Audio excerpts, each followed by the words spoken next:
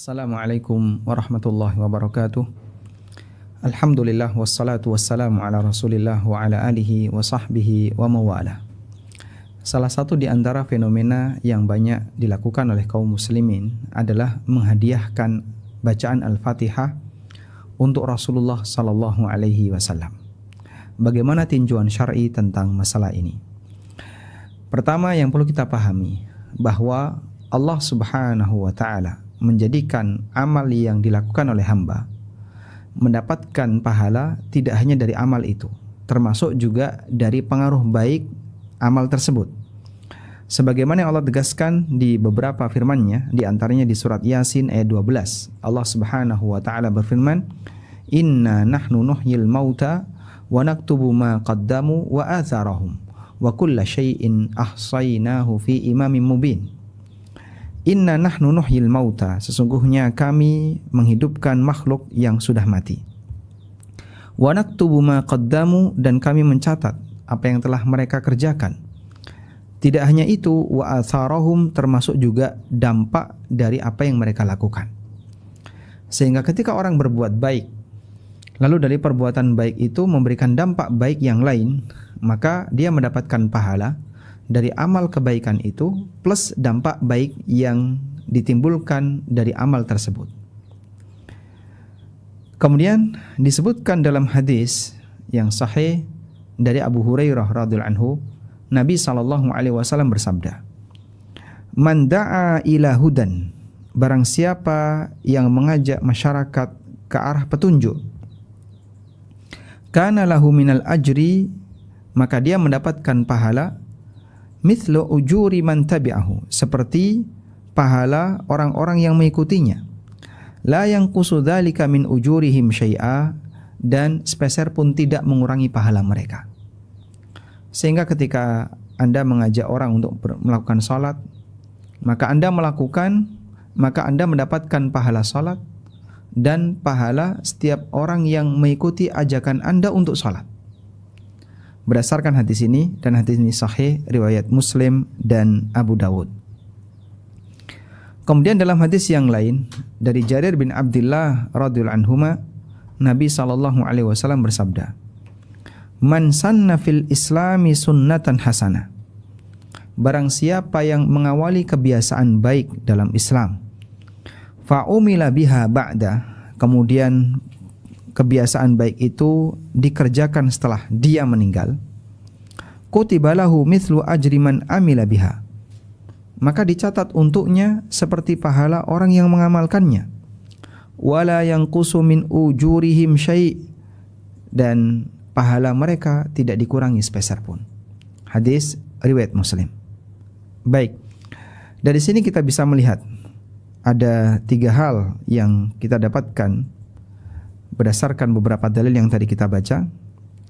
Yang pertama, kita bicara terkait amal dan pengaruhnya. Bahwa yang pertama, pahala yang didapatkan oleh seseorang itu ditentukan oleh amal plus dampak dari amal tersebut. Yang kedua, bahwa orang yang mengajak orang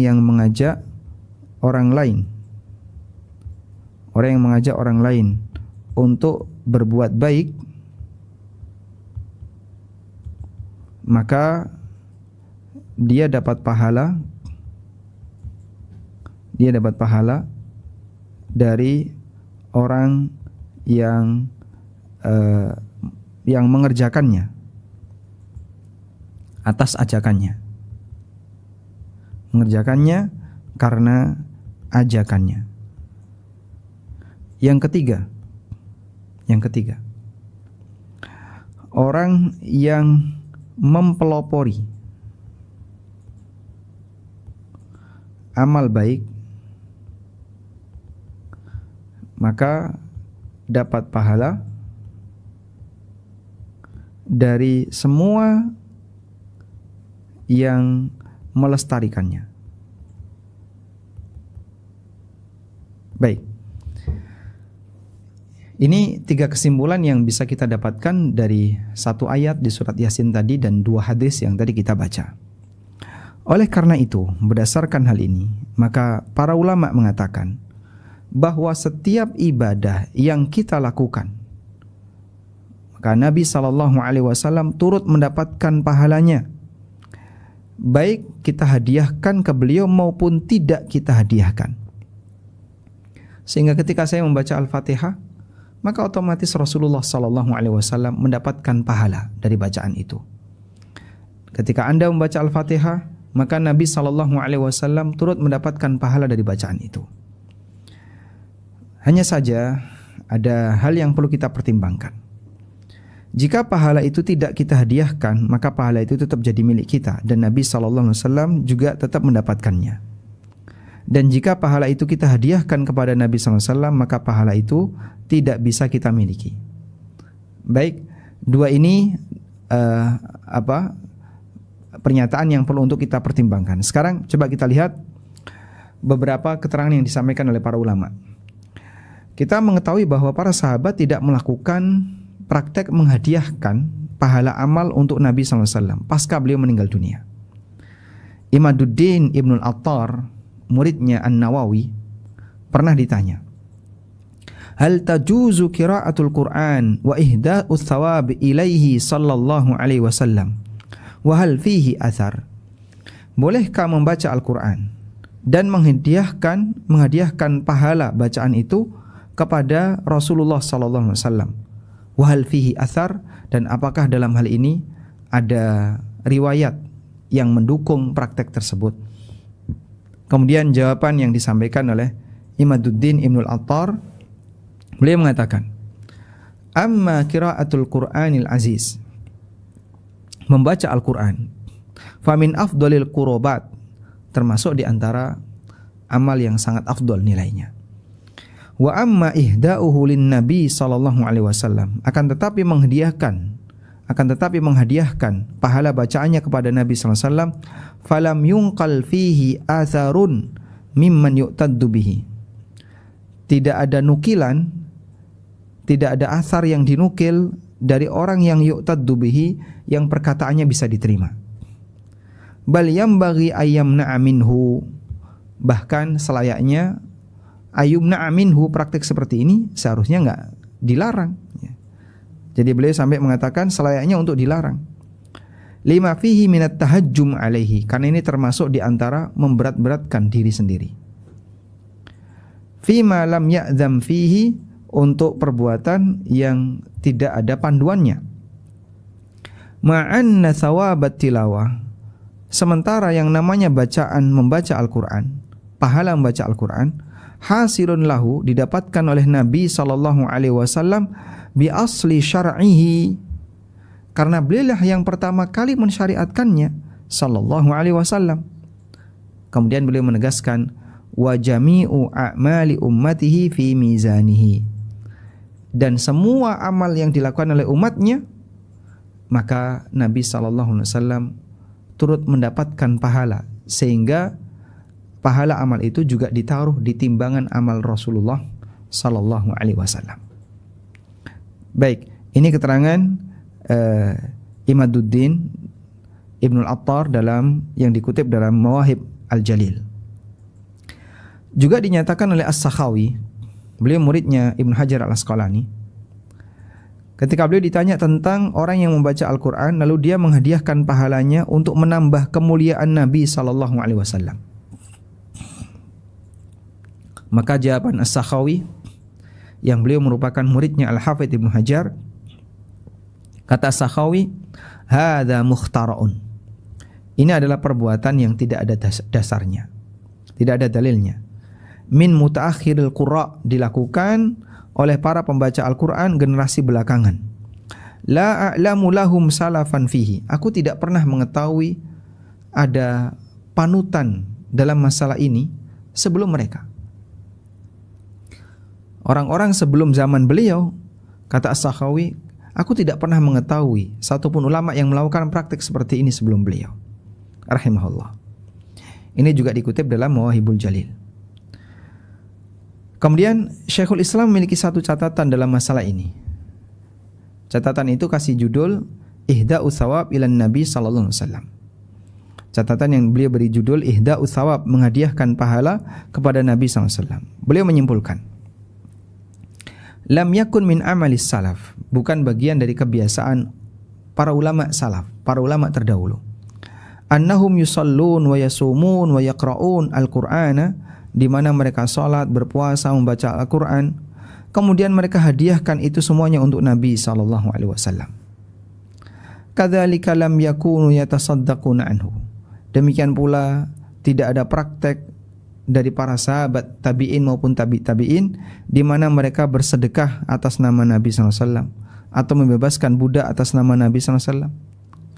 Li'anna kullama yaf'aluhul muslimun, karena setiap yang dilakukan oleh kaum muslimin, falahu mithlu ajri fi'lihim, maka dia mendapatkan pahala dari amal itu, min ghairi ayyanqussa min ujurihim syai'a, tanpa mengurangi pahala mereka sedikit pun. Baik, ini keterangan Syekhul Islam. Jadi beliau punya kaidah bahwa para ulama di masa silam itu tidak ada satupun mereka yang mempraktekkan pasca wafatnya Nabi SAW, baik di kalangan sahabat tabi'in maupun tabi'in, tidak dijumpai adanya riwayat mereka menghadiahkan pahala amal untuk Nabi sallallahu alaihi wasallam. Tayyib. Sehingga dari sini kita bisa mendapatkan kesimpulan bahwa sebenarnya ketika kita tidak menghadiahkan amalan khusus kepada Nabi sallallahu alaihi wasallam, maka otomatis beliau akan mendapatkan pahala dari amal itu. Meskipun kita akui ada juga sebagian ulama yang membolehkan menghadiahkan amal untuk Nabi SAW. Bahkan mereka berdalil dengan praktek yang dilakukan oleh Ibnu Umar. Menurut riwayat yang sebagian ulama menilai ini riwayat yang gak jelas, tidak bisa dipertanggungjawabkan nilai keabsahannya. Namun di sana Ibnu Umar disebutkan bahwasanya Ibnu Umar radhiyallahu anhu beliau pernah umroh atas nama Nabi sallallahu alaihi wasallam. Ya, meskipun sekali lagi riwayat ini dinilai lemah oleh sebagian ulama dan ada yang mengatakan statusnya tidak jelas. Nah, di antara yang membolehkan adalah Al-Buhuti, salah satu ulama mazhab Hambali. Dalam Kasyaful Qina beliau mengatakan, kullu qurbatin fa'alaha al-muslimu, semua amal soleh yang dilakukan oleh seorang muslim, wa ja'ala thawabaha aw ba'daha, kemudian dia jadikan pahalanya atau setengah dari pahalanya, sepertiga atau seperempat, li muslimin hayy, dihadiahkan untuk muslim yang lain yang masih hidup, aw mayyitin, atau muslim yang sudah meninggal, jaza dzalika wa nafa'u dzalika, hukumnya boleh dan pahala itu bisa mereka manfaatkan. Dan ini merupakan pendapat Hambali, di mana orang yang beramal bisa menghadiahkan pahala amalnya kepada orang yang sudah meninggal. Li husulis thawabi lahu, karena dia bisa mendapatkan pahala dari situ.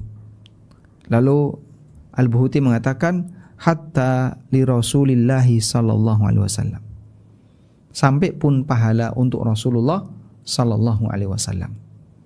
Sampai pun pahala yang dihadiahkan untuk Nabi SAW bisa sampai kepada beliau dan beliau bisa mendapatkan manfaatnya, menurut keterangan Al-Buhuti dalam Kasyaful Qina. Tayyib.